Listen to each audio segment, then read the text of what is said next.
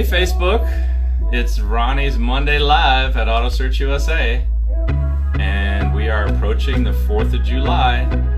Let's give it a minute to see if some people log in. Today we're going to talk about why I do what I do. This is Christy's idea. Christy thought I should talk about this. We're going to get off cars. We don't need you to always be listening about why you should buy a car from us, but I wanted to talk some today about why we do what we do and why I do what I do. So I'm going to tell you the story of how I came to be doing this and what I find so fulfilling about it and what makes me excited about doing this every day. So if you don't know this, I've been doing this since 1998. Let me say that again. I have been doing this since 1998. Hi, Dale Wilbur. South Dakota's in the house. But so today we're going to talk about exactly that. Why I do what I do. What is my why? What gets me up and gets me motivated to help people? My mother just logged in. Unbelievable. Hi, Laverne Haskins. Okay, guys, my mom is on here, so keep it clean in the comments. My mama. So we're going to talk about today why I do what I do.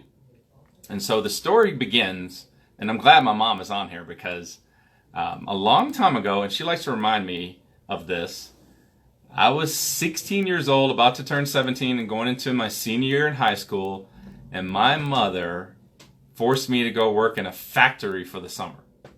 It was called the Lynchburg, Virginia Foundry. Basically where everybody goes to work at some point in time if you're from Lynchburg. That factory's since closed, but my dad worked there. He worked himself up into management, and I was working there for one summer. I don't think I've ever made so much money as a teenager, but I made $16 an hour or so in 1986 working on a conveyor belt, guys. Any of you know what a camshaft is? It's a piece of metal that actually connects your engine and keeps the engine rotating. I stood on a conveyor belt in a hard hat, gloves, steel toe boots, and grinded castings all day long. Thousands and thousands of them. Literally, there was a conveyor belt of items coming off the conveyor belt for me to grab by my hands and use a grinder and grind the fend off of those camshafts for a whole summer. I remember coming home from work. I worked the graveyard shift, so I worked 11 to 7 a.m. And my mom found me multiple times asleep in the car in the driveway because I was so tired. I mean, basically 16 years old, working at this place, falling asleep in the driveway. Oh my goodness, it was horrible. Now, the point is about all of that is my mom asked me nowadays, or 10 years ago, honey, remember that time I sent you to the factory to work? I'm like, yeah, mama, I didn't go back when I graduated high school. It was a learning experience. It was, wow, I really don't want to do this. If you're intrigued by castings and want to grind castings all your life, there's nothing wrong with that. It just wasn't for me. And so mom sent me down there and made me do that job for a whole summer. Almost got fired 2 or 3 times because I fell asleep while I was on my break. Like they would have breaks and we'd go outside and eat our sandwiches and I'd fall asleep on the ground. It was brutal. It still is like a nightmare. I don't want to go back and do that again. So let's fast forward. I got out of the Army in 1992, the regular Army, and I went back to the Guard. And I was trying to figure out what I wanted to do with my life. So I basically was going back to college and I started selling cars in Minnesota. And I fell in love with the industry. You know, selling cars to people and having fun with them and spending my time providing Hondas to those folks was exciting to me. I stayed 5 years at that dealership. 5 years. And what I learned was I had to win and you had to lose. Basically, it was a 4-hour ordeal where I would end up having to sell you a car, and either that deal worked out or we probably weren't friends because it was old school car sales. It was very difficult. And so in 1998, I decided I wanted to be a broker. And I'll tell you some of the reasons why. When I was selling Hondas, I had to provide a Honda to you of some type, either the car, the truck, the SUV, the minivan, whatever the case may be. And if you didn't like the Honda, I never would stop and say, hey man, maybe you should be looking at a Toyota or a Ford or a Chevy. that never came into play when we were basically selling Hondas. And so what I fell in love with the idea of being a broker was I could offer you a good solution to your need. And it takes a while for people to understand that when they're working with me, that I'm not trying to sell you a car. I am trying to basically work with you to give you the best solution possible. And that's very fun for me because I can be totally honest with you about what I think about the actual car you're interested in. I mean, that's amazing because I can just tell you, hey, I don't like this option, guys. This is a car, you said you wanted reliability and low maintenance. I don't think we should be looking at a BMW because BMWs are high maintenance. They don't hold up well after 60,000 miles unless you maintain them all the time, and it costs a lot of money to maintain them. And so when I realized I had that freedom, it was just amazing to me because I could just basically help you figure out exactly what was going to be the best option for you and your family. And so that was one of my whys. Another why is I like to help people plan. I know that a lot of you own homes and you made preparations to buy those homes. When I bought a home in 2008, the last house I bought, basically we planned to put X amount of dollars down, we saved up that money, and then we purchased the house. It was a long, drawn-out process of planning that purchase. I find so many times when people talk to me about getting another car that they do not plan. It is basically something that happens because they're thrust into a situation like right now what's going on is the hailstorm. Can't really blame you for that. I mean, if your car got totaled because of a hailstorm, you're going to have to do something immediately. However, what if I told you that, hey, you're buying a car today, it's not going to last forever, and we should talk every now and then to find out what it's going to take for the next car. We want your car to last until the wheels come off. We hear that a lot. Want to keep this car until the wheels come off. Great. That's fine. However, you should still plan for the next event in your life. Your kid is turning 16. I'll tell you a funny story. I have customers that'll call me and say, hey, I need to get my daughter a reliable car, and she's turning 16 in 2 weeks, and I've got this much money to spend, and it needs to be reliable, it needs to last forever, and all of these things. And I'll look at them and say, hey man, how long did you know she was going to be turning 16? So we shouldn't have to get this car in 2 weeks, right? I mean, we should have been planning this at least when she turned 14. Start thinking about it, investigating the marketplace, trying to find out exactly where we're going to have to spend, and that way we can make it a great smooth transition for your child's 16-year-old car. Unfortunately, people don't do that. They like to still do it on the cuff, or once again, you get you get into an accident and you haven't planned for what if that happens. And so then your options are limited. So basically I have to sit down and tell you that, hey, look, I understand what you want to accomplish, but here's what your options are at this point because we only have a few days to get this done. So planning is, sometimes people have meetings with me just to plan, and you can do that. If you're driving a car right now and you've been in that car 2 or 3 years and your family is growing, the kids are getting bigger, they never get smaller. I've been discussing why my kids are eating all the Pringles in my house.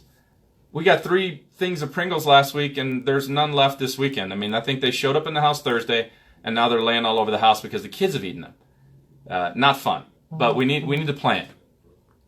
Another thing I like to tell you is that I love doing what I do because it's a win-win transaction.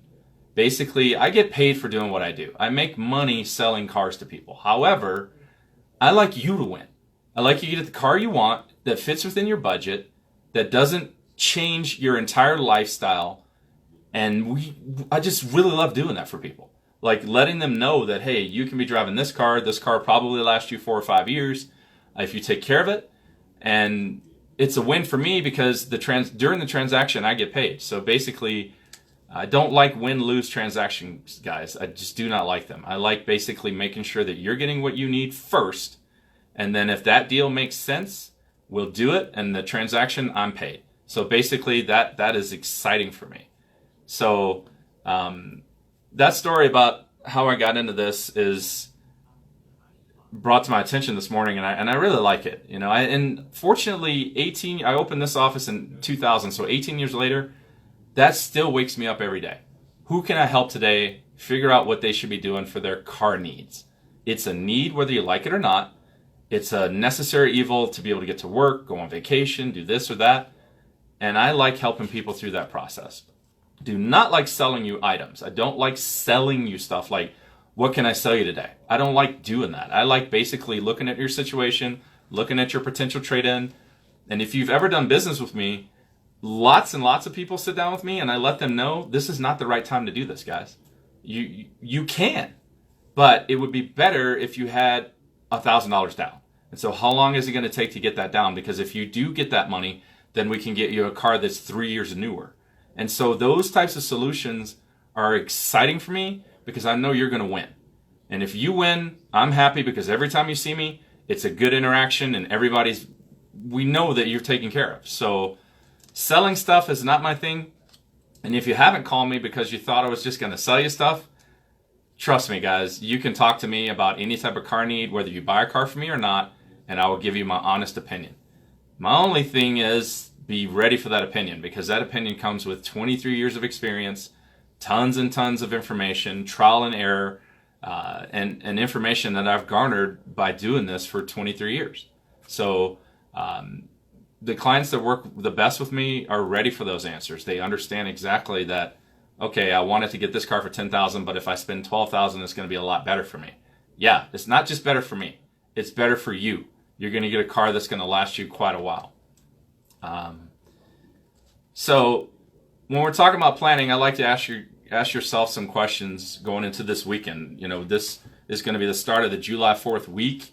July 4th is on a Wednesday this week, I believe. Let me look. Yeah, it's on a Wednesday. And so we're going camping starting Saturday. And my wife has planned this for a year. Like, she has everything picked out, what we're going to do each day, all of that stuff.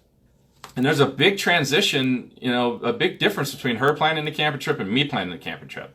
If you got to see some of the pictures from my camping trip last week, you would notice that my refrigerator in the camper was empty. Completely empty except for ice, coffee creamer, and a couple of things. So I'm not allowed to plan the camping trips unless, my job is to do the exterior of the camper, you know, get the brake job done, get the tires ready, make sure that the vehicle has fuel, make sure that the propane tank is up and running, and make sure the AC unit is working. So if you're going camping this weekend and you're new to camping, I would definitely split those deals up between husband and wife. Husbands, get outside and get dirty. Tori, thank you very much for making sure we've got food to eat because it's so difficult to do it all on your own. Kendra, she noticed. She was camping with us last week and she noticed there was no food in my camper. Part of that was her fault. She said that she would make sure my kids ate and I had food, so we were good to go. We didn't starve. But I had a backup plan of going to Burger King. We didn't have to, so that was really good.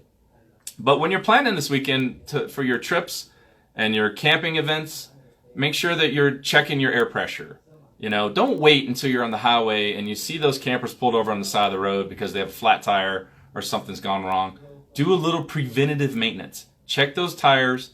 Make sure that your brakes are working. All the lighting is working on the car. I know right now I've got 2 lights that are out in the camper that I need to check. But basically make sure the brake lights are working. Make sure that the turn signals are working. Make sure you got enough propane. You will pay more for that propane at the campsite than you typically will if you go to Ace Hardware or go to King Soopers or whatever the case may be. So do a little planning. Anybody have any questions? As usual, please put them in the comments box.